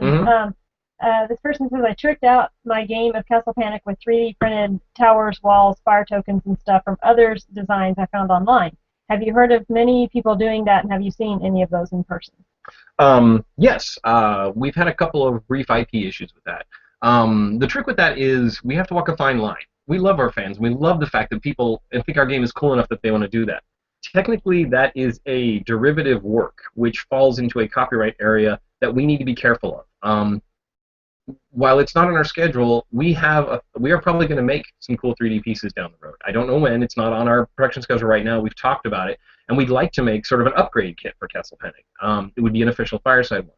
That's a problem if people are giving away a free one right now.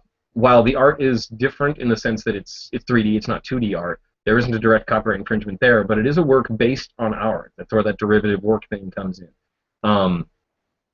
We encourage people that, if you want to do that and make your own set, that's fine. We certainly can't stop you or anything. People are not going to be encouraged, and we're probably going to have to ask them to stop if they start selling them, though. That's where we run into an issue of direct infringement. So we want people to enjoy their game. I have seen some of the pieces. They're neat. I think ours are going to be a little more interesting, but again, I'm flattered that people love the game that much. It's a hard line to walk, and the reason it's a hard line to walk is if we say, yeah, sure, go ahead, do it, no problem, that opens the door to a potential to something similar, and they can then quote us and say, oh, well, you didn't stop this person, so I have a legal precedent, and I'm allowed to do this. So we have asked a few people to name how they've referred to the pieces or take them down from the site. 3D is a weird area right now. There's the is not set up to deal with it. Copywriter. We hope our fans understand that if we come down on it, it's because we're kind of working on something like that, and we have to protect ourselves now to avoid problems in the future if we don't. So I hope you enjoy your 3D pieces. They're pretty cool from what I've seen. And maybe when we come up with ours, you might have 2 sets. Who knows? So that's kind of the best I can say, I think, on that. Okay. So another question: any plans for non-panic games you can tell us about? Ooh. Okay.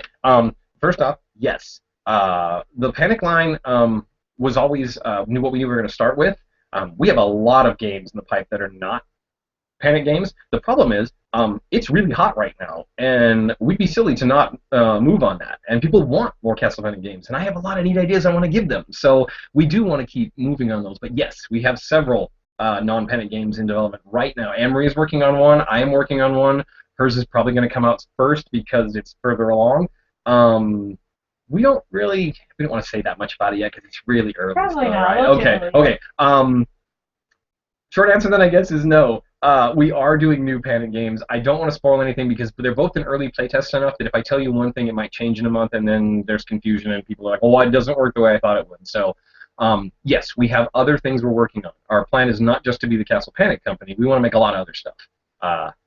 A lot of other genres, a lot of other types of gameplay. We have some really neat stuff that I'm excited to work with our printer on because we have to figure out how the pieces are going to fit together and stuff like that. But yeah, we have other cool things we're percolating on, and we will try and keep you guys up to date via Facebook, Twitter, our blog, all that stuff. So hang with us. You'll see more, and we'll tease whatever we can as soon as we feel we can.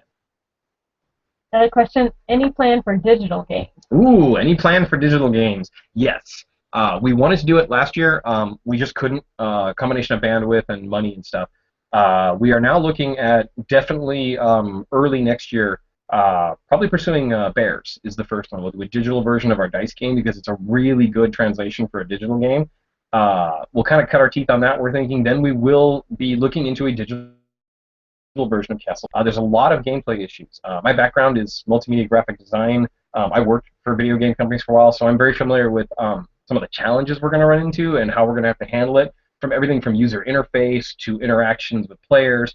But yes, we've talked to many people about digital apps. In fact, we were moving on digital apps a couple of years ago when the company we're working with went through a major collapse, and we ended up losing a bunch of time. So there should have been a Castle Panic one a couple of years ago. It didn't work. We're taking our time and making sure we do it right. We want it to be the kind of thing we want to play too. So yes, short answer, we are working on it. Details will be forthcoming. I would expect to see Bears first, and then a Castle Panic one after that. What are some of your favorite games? Oh man, I get this question a lot, and it's hard.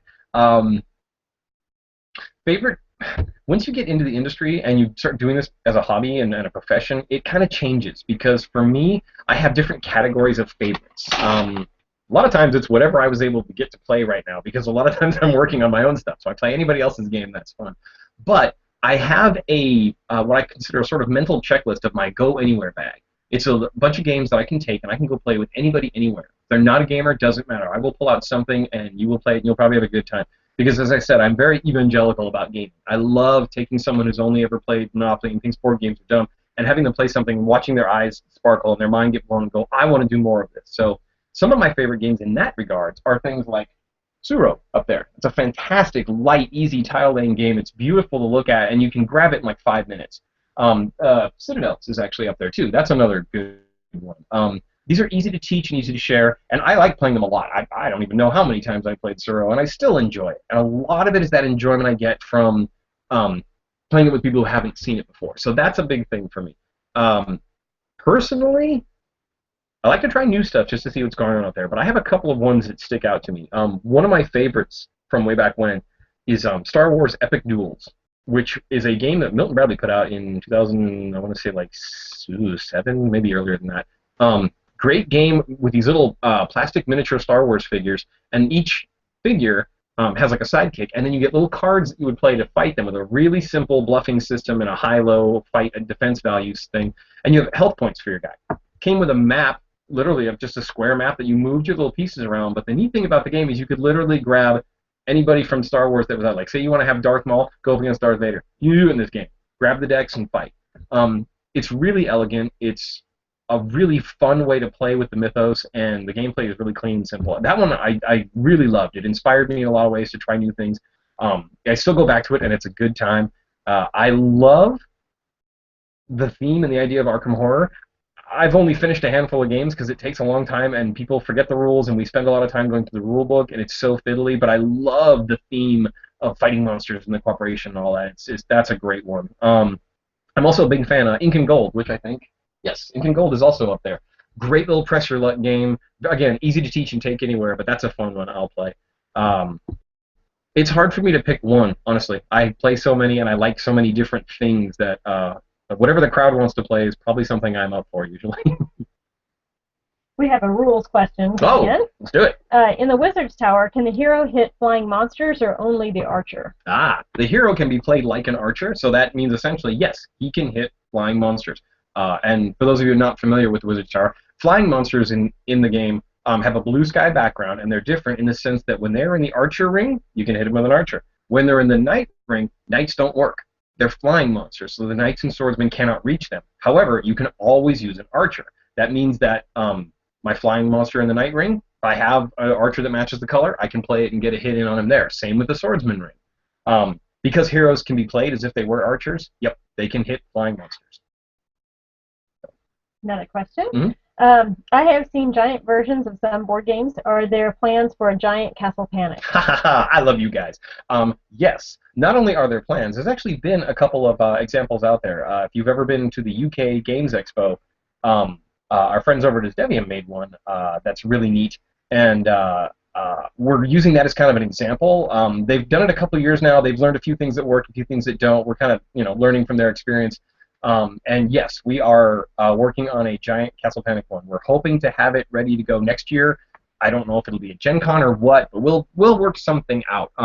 We obviously have to watch out for things like cost and stuff, and we're hoping to find a way to transport it easily because that's one of the issues. But yes, a large Castle Panic would be completely awesome, and we want to do that for sure. So yes. I have two questions related to game design. Alrighty, let's do it. I'm a game designer, okay. And I am interested in pitching my game idea to publishers. Okay. How do I protect my intellectual property while I do that? Okay.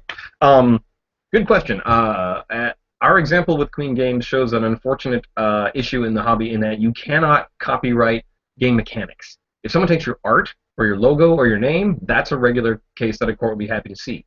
Mechanics, however, are very difficult to enforce.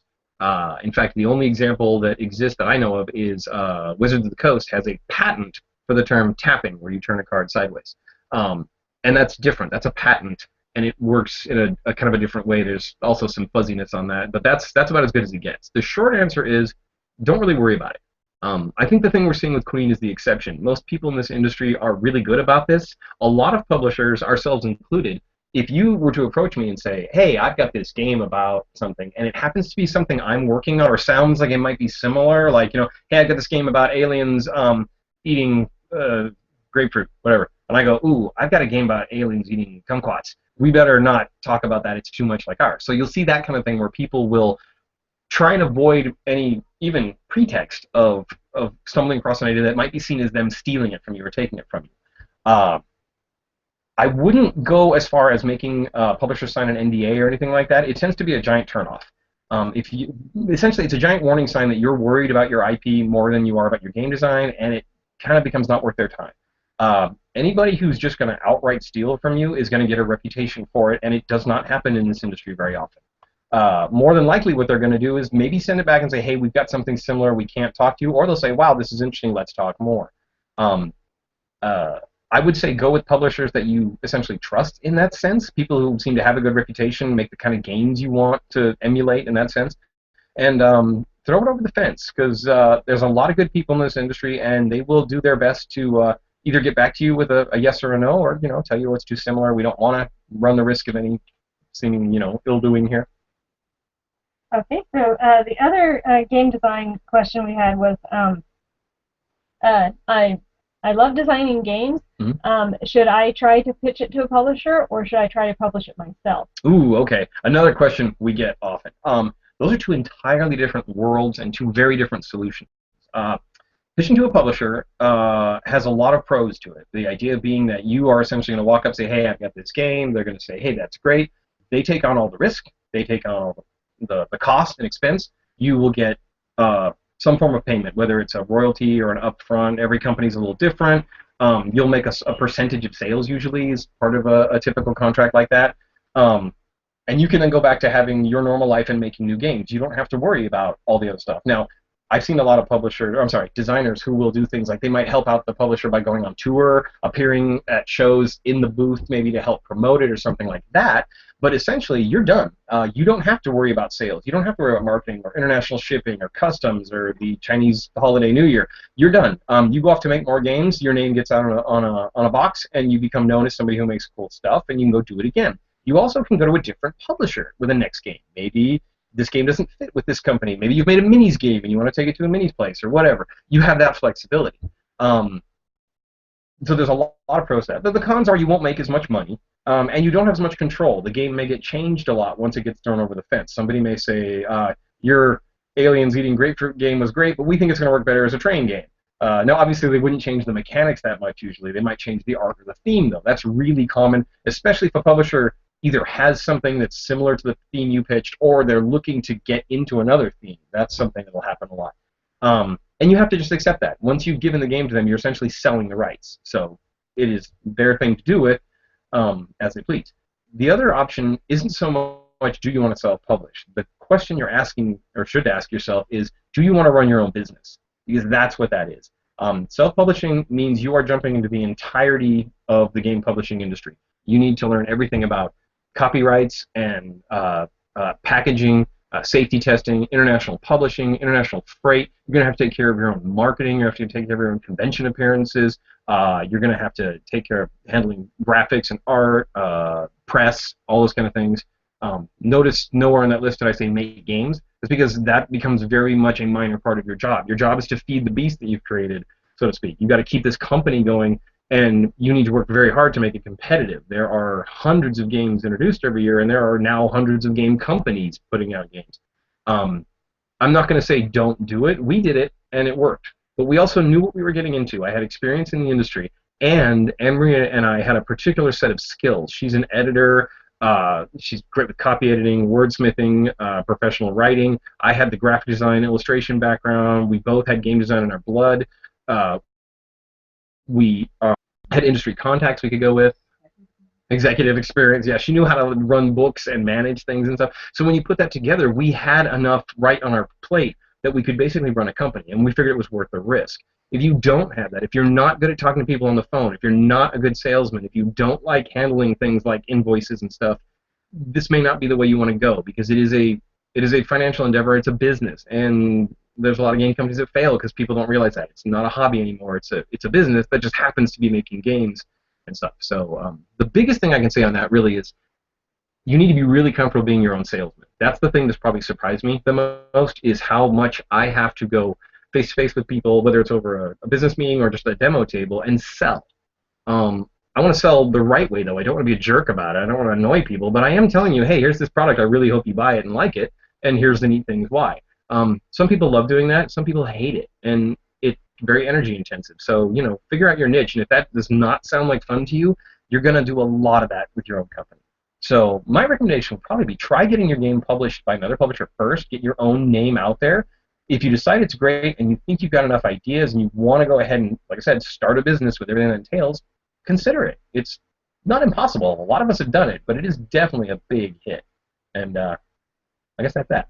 Yeah, people, on that note, people might be interested to know about our restructuring with you as Chief Creative Officer and how we're trying to tackle both business and game design at the That's same true, time. yeah. So we've struggled with every issue I just gave you. Those are all real-life examples of things we deal with. Just the other day, Anne-Marie and I were talking about how most of our day, I would say 85%, has nothing to do with games. It has to do with inventory, shipping, warehouses, taxes, bookkeeping, payroll, whatever, all the other stuff that goes on. Because of that, we've grown Fireside. We hired Chris and Maureen McCardle as our sales and marketing team, and we are offloading tasks to people that make sense now.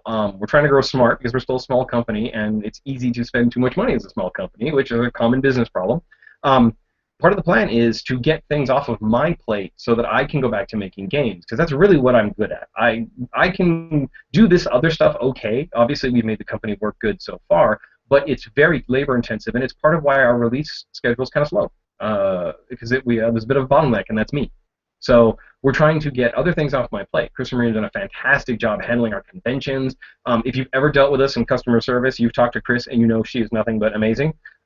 Maureen handled Gen Con, which was amazing this year. They've been handling a lot of our other marketing. We've been getting ads in cool magazines we've never been in before and stuff like that. We're trying all sorts of cool things. The birthday kits that are part of this event, that was a big drive by them. Social media. Social media. They've been handling a ton of social media, which really frees me up. And it's freed Anne-Marie up to do a lot of the CEO stuff. She's handling a lot of our bookkeeping, our long-term planning. She's keeping track of all of our inventory and stuff. And at one point, I was doing all that, and it was terrible. So having help is fantastic. And it wasn't terrible. It was terrible. Well, it was terrible to do. I did okay, obviously. I didn't run the company in the ground, but it was a lot of work, and it meant that I didn't do games. So now my schedule is beginning to be freed up. I'm working on a non-panic game. I'm wrapping up this expansion. There's another one in the works, and it's beginning to work. But it's the sort of thing where you have to grow in the. It's almost like a caterpillar kind of growth. It's like you start out doing one thing and it's awesome, and then everything gets really hard to do, and then you kind of grow a little bit more, and now you can do more, and then everything gets really hard to do, and you need to expand a little bit. I'm not sure that's how caterpillar. Oh, that's how they move, not how they grow. Sorry, yeah. Okay. I'm just going to throw words around. You guys make sense out of it. Yeah, that's how caterpillars move. It feels like that sometimes. Like the company's expanding and growing. Obviously, cash flow is a huge concern. We want to make sure we stay, valid and keep our games in print and all that. So there's a lot of things to juggle. But yeah, it's been interesting to see how we handle that and push things out. It'll be very interesting to see where we are in 5 more years. We'll be a very different company by then, I think. So we'll see. Another comment. Do you actually have a game called about aliens eating kumquats? If so, shut up and take my money. Man, are we missing out? No, I do not have an aliens eating kumquats game, but I got a million more where that came from if you want nonsense like that. Yeah. No. And I have a question actually that came in to me. Okay. Is the sequel to Bears called Lions or Tigers? You want to come on over here and answer that? No. No? Okay. All right. No. I'm going to stay off camera. But, all right. I just, wanted to say that, yeah, I'm kind of tearing my hair out. I know I totally need to come up with a sequel for Bears. I do have another game that I've gotten excited about that I'm going to be slotting in front of that. But yes, we've had too many requests for expansions to Bears to not do that. So I definitely will do that. Mm-hmm. You heard it here, people. We've had many discussions about that because part of Bears, what works so well is it's a very simple, clean game. We don't want to muck it up, but we're interested in what we can add that will make it more interesting. So again, game design comes back to that. Even though it's not all of our jobs, it's the part we take very seriously. What else is going on the internet? Well, I've hit a bit of a dry spell. Uh-oh. So. Well, I can go back to the ones we got earlier. Oh, okay. Let me see. Some of these were good. I love this one. When you play Castle Panic, do you always win now?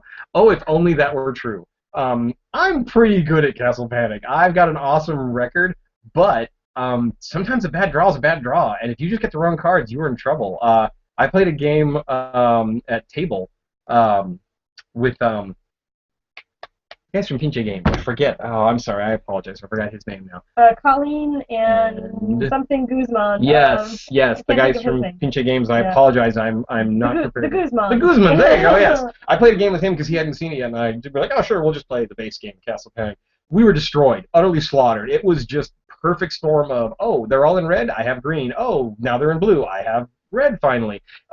It was fantastic. I loved it because it was great to see the game pull its teeth out again after all these years. And that was just the base. That wasn't even the expansion. But overall, yes. In general, I'm pretty good at Castle Panic. It's got to be that kind of game now for me to lose. That's not always the same with the Wizard's Tower. There's enough variability there that 1 or 2 wrong decisions, the game's very unforgiving. It will eat your lunch. So I'm pretty good at those decisions with Wizard's Tower. But yeah, Castle Panic most of the time. I think people might be interested to know about, your general track record with your own games and winning. Okay, so yeah, here's the thing: when I'm making a game and testing it and playing with people, if there's any, if it has a loser element, essentially, if someone can win, that won't be me. I will be the loser. I have an amazing ability to lose my own games. It is astounding. I'd love to blame it on the fact that I'm so involved in the testing that I'm not giving it my all, but I just have really bad luck sometimes. If it's got dice rolling, I am going to fail. If it's draw the right card at the right time, I will not. So, yeah, if you ever want to beat me at a game, let's make sure it's one of mine, and chances are you'll win. Thanks for bringing that up. Sorry. No, it's true. It's hilarious. All my friends tease me about it. They're always like, well, I want to win, so let's play one of Justin's games, and I usually do. You want to tell a story about Pente? Oh, the story about the Pente. getting banned in the household. So we will no longer play Pente in our house. Pente is one of those classic strategy games. If you guys haven't played it, it really is awesome. Put the little beads on the intersections and all that. Get 4 in a row or 3 in a row. Haven't played in a while. That's why I forgot the rules. We played Penta years ago. Emery hadn't seen it yet, and I was like, "Oh, you should learn. It's a great game. It's awesome." And I kind of took it easier on her the first time. Oh no, he whipped me the first time. Well, but I wasn't really trying. I was just doing my thing. I was like, "Oh, okay, so that's how it plays." So yeah, you want to play again? She's like, "Yeah, let's try that again." I've never won a game of Penta since. She creamed me, utterly destroyed me. I've never even come close. We played probably 4 or 5, and then I literally was like, before I flip the table over and yell at you, I'm just going to put this away, and it will gather dust in the bottom of a shelf somewhere. So, yeah, Anne-Marie has this crazy ability to play a game once, master it, and then crush you with it every time she plays it. So it's kind of the opposite of my special ability. A great team, yeah. No, she's very good at that game. I don't know. I may not be anymore. I haven't played it in a long time. Let's not try again and find out. So, yeah, no, it was fun, but it was really shocking when that happened. You got really good at that really quick. Okay, so I have one here. What's your best advice or strategy for new Castle Panic players? Don't die. No, that doesn't help. Some of them are pretty self-apparent as you move through it. I would say, obviously, Scavenge is a powerful card. Usually the Barbarian is the way to go. I would definitely be very hesitant to scavenge anything that's not going to get you a kill. I have seen people scavenge for brick or mortar and occasionally be the right move, but really it's a question of being aware of what's the most important threat. Yes, the troll in your night ring is scary, but the goblin in front of the undefended tower is really your biggest concern. Most of the time, people are hesitant to discard cards. I see that happen a lot. They don't want to give up what they've got because they know it'll be good later. If it's not good on the turn you're using it, I would say dump it. Unless you have time. If you've got monsters in the archer ring and you can do that, then you can go ahead and keep it if you really need it. But cycling the deck is a huge part of the game. You want to get that deck shuffled at least once, so get all those good cards back in. Also, trading. If you're not trading, you're probably losing. If you are not trading and not discarding, you are dying. So it's a cooperative game for a reason. You need that churn. You need to get other players' cards into the game. So definitely keep that moving. Don't be selfish on that. Be selfish for the kills if you want, but do what needs to be done to defend the castle. Oh, which reminds me, one of the questions we get a lot is a lot of people do not know about the Overlord version. Castle Panic comes with 3 ways to play. There's the base game that most people know, which is when you kill the monster, you keep it for points. We call that standard version. Then there's pure co-op, where you just kill the monster and it gets discarded from the game. It's just gone. So there's no points winner. A lot of people play standard, where they keep their monsters, but they don't really try to win. They just keep the points as sort of a casual thing. That's kind of how we play a lot of times, especially when we're introducing new players. But there's a third way to play. It's called Overlord, and it's based on the idea that there's one player controlling the monsters, trying to crush you all, and everyone else is working against that player. The rules are really simple. The Overlord player does not get cards. They control the monsters. On their turn, they will draw 3 monster tokens and have them like a hand of tokens, essentially. They can put 1 monster exactly where they want it, or they can put 2 monsters out by rolling the die the way the game does. The trick is they choose which 2 monsters and which order they come out in. So it's pretty powerful in that sense. They can't put boulders anywhere they want, and when they put down like a red monster's move, it just happens. It's not like there's anything special they do about that. All the other players can still do all the table talk they want and work against that player. The trick is that player hears their table talk, and he may know that, for example, they're out of red, so it's time to put everything in red. So lots of good stuff like that. If you have not tried the Overlord, and I can hear a bunch of you on the internet nodding your heads going, I've got a friend that would love to be the Overlord. Yeah. Try it once. It's a really neat way to twist the game. You still have a cooperative element, but it's the all against one kind of thing. And being the Overlord, I know it sounds, crazy powerful and awesome. There's an art to it. You can be a bad Overlord pretty easily. Getting good at it is like an art. It's fun to become that good at being evil. So anyway, I just want to let people know that is out there. Give that a shot if you haven't. It's one of my favorite ways to play the game. And Anne-Marie's really good at it. Yeah, we met someone, I think it was in Arizona, so maybe at Game Depot, I think. Probably, right. I think that's where it was. This guy could play Overlord like nobody's business. Like, I bow down to him. Nice. He was able to do things that I just didn't think were possible. So, yeah. So Chris is telling me that there's a great story on the Google Plus Hangout feed that we might want to read. Do you have access to the Hangout feed? Okay. I can push that button right here. All right, let me see what we got here. Oh, okay. Carrie has written, just a quick story for you. I recently spent time with my grandnephews who love to play games with me. They're age 9 and 11. We played 2 sessions of Power Grid, which they remembered from the last time we were together. They live in another state. Then I introduced Castle Panic. You may be pleased to know that Castle Panic totally murdered Power Grid in the 9-year-old's mind. It's the only game he wants to play now. Nice. That is good. Very important. That's kind of awesome. I love it.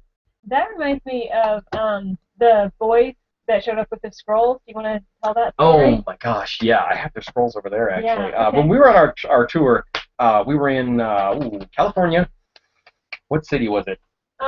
It was in the store in Burbank. Burbank, that's right. The store in Burbank. I don't remember the name of the store right now. I don't either. But I had a dad and his 3 kids show up. And we get families coming up a lot of times that want to say, hey, we love Castle Panic, and I'm always flattered. That's awesome when people are playing something together. These guys, though, not only they love Castle Panic, they had brought me something, and I kept it. I'm going to actually frame these in a little bit. So Oliver, Sam, and the last guy, what was his name? Joe. They brought me scrolls. This is like parchment. I don't know if you can see the edge, but it's been cut and burned and all that. And this is Sam's version of the orc, the orc warlord with a little catapult trebuchet in the background thing. It says, "You're awesome. We love the game." And then another one from Oliver. This is the troll mage. It says, "Everybody panic" in giant letters at the bottom. And then Joe cracked me up. He says, "I don't really like to draw. I'm more of a game designer." So his just has this little magical animal on it right there. But they all wrote me a little note, and they were basically huge fans. They'd made their own scrolls. They drove, I don't know how far to meet us when we were there or whatever. I was blown away. Yeah. That was amazing. I wanted to make a game and hope people would enjoy it. We kind of rolled the dice and thought, well, we think we have a good game. Let's see what other people think. When stuff like that happens, it's awesome. I don't know what else to say. It's fantastic. I love that these kids have this as a memory now that they're going to, for the rest of their lives, they'll be able to tell stories about Castle Panic. That's amazing. That blows my mind. And it's really touching to see that they would put that kind of work into something like this. That was phenomenal. And we get stories like that a lot. We have a lot of people that come up to us. It's an amazing hobby. It is social in every sense of the word. You have to interact with people. You get to interact with people you love. You get to mess with people you're not so fond of. And it's just amazing. It's really neat to be in the industry, and I'm really glad our game has been helpful to people or introduced them to gaming, whatever. I'm ecstatic in all of it. It's fantastic, and I'm really thankful people have loved it as much. It's given us the ability to keep chasing this dream of making games. So it's why we do what we do. It's why we do what we do. Yes, that is exactly true. And I looked it up, and it's actually Aero Hobbies in Santa Monica. There we go, Santa Monica. Aero Hobbies. That was the place. Yeah. So that was pretty cool. We had a lot of fun stories like that. Real early on for Halloween, which was really pretty awesome. I felt, especially it was so new. I'm sure no one knew who he was. This was, I think, Halloween 2009. That cracked me up. Yeah, I really think kids have been part of the success of Castle Panic. Their love for it. Why don't you talk about Chris and Maureen's nieces and how much they loved it and their themed birthday party? Right. So our friends and now coworkers, Chris and Maureen, their nieces were having a birthday party. Well, specifically, Eileen was having her birthday party. She's a 9-year-old who loves Castle Panic, thinks it's great. They'd never played the Wizard's Tower yet, because Chris and Maureen knew that they weren't quite ready for it. So they promised them that we were going to be getting together after Gen Con and going to be at her birthday party, and they would bring Justin and Marie, who would help them fight the Wizard's Tower. Not only that, their dad put together an entire Castle Panic themed birthday party. It was kind of crazy. They had a treasure chest that they had to find. There was a key that was guarded by a troll, which I drew a troll on a big piece of cardboard, and we shot arrows at it. They had to do a piñata of our Castle Panic logo, which Chris made. She made a piñata, by the way. I'm just going to leave that out there. She made a piñata, because why not? That the kids all got to smack, and it had the key in it, I think, right? The key was in the piñata, and then they had to go. Yes, that's right. They had to go in the woods. Yeah, and when they went in the woods, we got to chase them as monsters. We had little monster we put on. We ran around as kids, so it was kind of amazing and awesome. But then we did actually play Wizard's Tower with them, and I'm proud to say we won. We had 2 towers left. It took a lot of fancy card play and a lot of suggestions on how to play cards, but we did it. We mastered the Wizard's Tower, so that was pretty cool to be part of that. That was a very special birthday party thing there. Anything else out there on the internet? Let me check Facebook again. while I'm doing that, it reminds me of when we were playtesting Castle Panic and your niece's reaction to the prototype. Oh yeah, we were playing Castle Panic before it was out. It wasn't even gone to press yet. We were just essentially deciding we were gonna make a game company and all that. I think we were playing this version. So the board was this flat colored, just when we done illustrated. It was actually the pizza box. Really? Yeah. Wow, it was still the pizza box. Okay, which means the cards probably didn't even look this good. So we were playing a very early prototype with just white cards with text on them and all that. And my two nieces, who I think were what, about 10 at the time, they're playing it and we're having a good time. We're finding the castle, and they kind of lean over and go, Uncle Justin, we like your game, but are you going to put better art on it? We don't like this art. It doesn't look very good. And I had to laugh and say, yeah, honey, this is not real. It's not done yet. So they were very concerned that it was going to be just white cards. And while they liked the game, they wanted it to look a little nicer. So. They were very cute. They wanted to protect your feelings. That's right. They didn't want to hurt my feelings, but yeah, they were like, Justin, not good enough. So. I have a question that's come in about rarity. Noticed rarity in the background. There's a unicorn behind me. Mm-hmm. Yes. What is that about? What is that about? Well, in addition to being a unicorn, because unicorns are awesome, that is a leftover from what we called Unicorn Week. After Gen Con this year, we got together with Chris and Maureen. They work remotely. They're not based in Texas. Chris is in Connecticut and Maureen is in Ohio. So we went, after Gen Con, we packed up all our stuff. We stayed with Maureen in Ohio for a little over a week before we went to Dragon, come back home, and then go back out to Dragon Con in Atlanta, and we needed to have a company meeting. Basically, we since we work remotely, we do a lot of teleconferencing, but it's nice to get together face to face.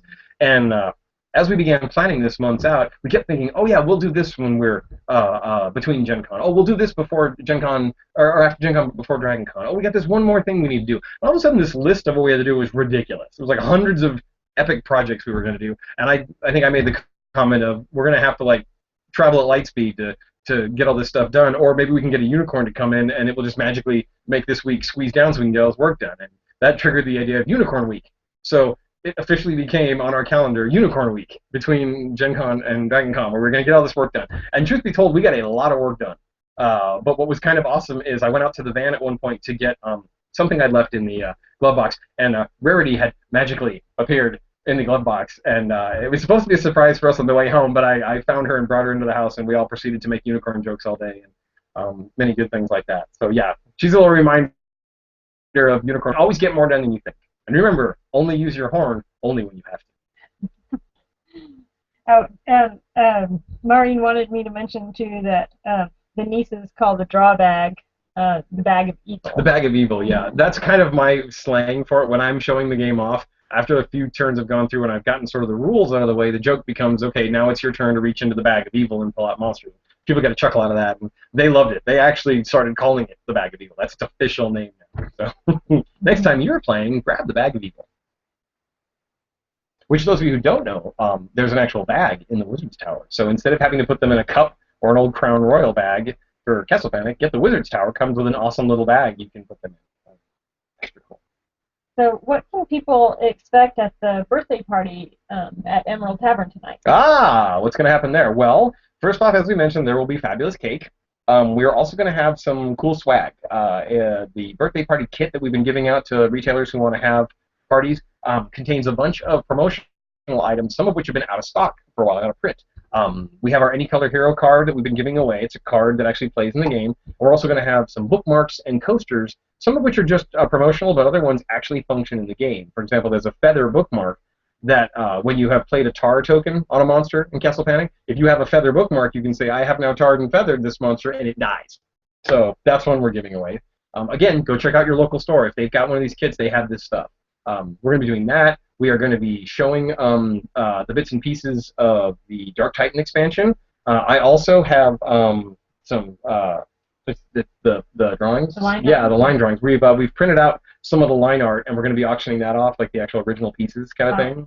Signed. That's right. That's right. I actually put my signature on it, so that'll be a fun thing. And playing the heck out of Castle Panic and Wizard's Tower. We are also going to have a drawing at the end of the event where someone can win a copy of the base game, and someone will win a copy of the expansion. So we're giving away a whole bunch of good stuff there. And I mentioned the cake, right? Lots of cake. So it should be a good time. Anything else percolating out there? No, I don't have any questions that have come in. So we have just 5 minutes left. Okay. So, any comments you want to make? Talked about the Overlord. That was the one thing that I knew I wanted to mention. Let's see. Got a couple of other questions that came in earlier I'm looking at. What do future expansions of Castle Panic hold in store for players? I know people are going to be interested in that. Without giving too much away, you're going to get to interact with the board in different ways.